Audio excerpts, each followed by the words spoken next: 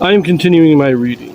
What I'm doing in this series is to read through the entire standard works of the Church of Jesus Christ of Latter-day Saints.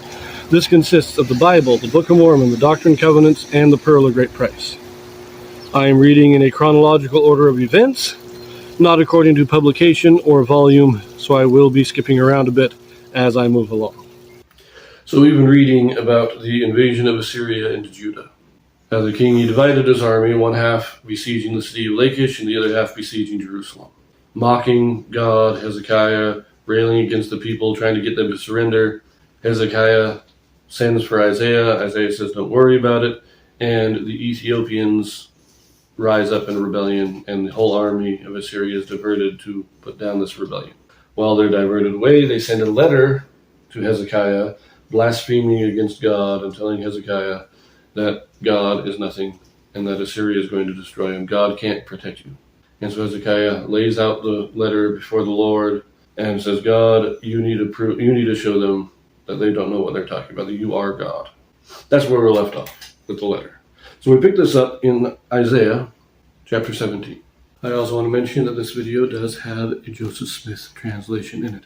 What the Joseph Smith translation is, this is an inspired translation or correction of the Bible done by Joseph Smith to restore those passages that had been lost over the years. So we pick this up in Isaiah chapter 37, which is again a parallel account of the same story. So here we have it. Hezekiah seeks counsel from Isaiah to save Jerusalem. Isaiah prophesies defeat of Assyrians and death of Sennacherib. Hezekiah prays for deliverance. Sennacherib sends a blasphemous letter. Isaiah prophesies destruction of Assyrians and that a remnant of Judah will flourish. An angel slays 185,000 Assyrians, Sennacherib slain by his sons.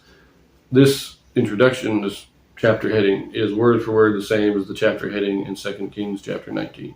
Most likely this will be again word for word from 2 Kings, as this was probably the source material. And it came to pass, when King Hezekiah heard it, that he rent his clothes and covered himself with sackcloth and went into the house of the Lord.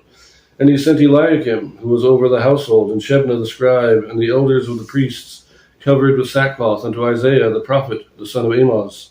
And they said unto him, Thus saith Hezekiah, This day is a day of trouble, and of rebuke, and of blasphemy, for the children are come to the birth, and there is not strength to bring forth. It may be the Lord thy God will hear the words of Rabshakeh, whom the king of Assyria his master hath sent to reproach the living God, and will reprove the words which the Lord thy God hath heard. Wherefore lift up thy prayer for the remnant that is left. So the servants of King Hezekiah came to Isaiah. So yes, this is exactly word for word from 2 Kings. So I don't think I need to say anything else there. So let us just continue. Verse 6. And Isaiah said unto them, Thus shall ye say unto your master, Thus saith the Lord, Be not afraid of the words that thou hast heard, wherewith the servants of the king of Assyria have blasphemed me. Behold, I will send a blast upon him, and he shall hear a rumor, and return to his own land, and I will cause him to fall by the sword in his own land. So Rabshakeh returned, and found the king of Assyria warring against Libnah, for he had heard that he was departed from Lachish, and he heard say concerning Tirhakah, king of Ethiopia, He is come forth to make war with thee. And when he heard it, he sent messengers to Hezekiah, saying, Thus shall ye speak to Hezekiah, king of Judah, saying, Let not thy God, in whom thou trustest, deceive thee, saying, Jerusalem shall not be given into the hand of the king of Assyria. Behold, thou hast heard what the kings of Assyria have done to all lands by destroying them utterly. And shalt thou be delivered? Have the gods of the nations delivered them from which my fathers have destroyed, as Gozan and Haran and Reseph and the children of Eden, which were in Telassar? Where is the king of Hamath, and the king of Arpad, and the king of the city of Sepharvaim, Hena, and Iva?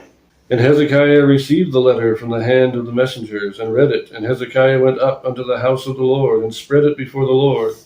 And Hezekiah prayed unto the Lord, saying, O Lord of hosts, God of Israel, that dwellest between the cherubims, thou art the God, even thou alone, of all the kingdoms of the earth. Thou hast made heaven and earth.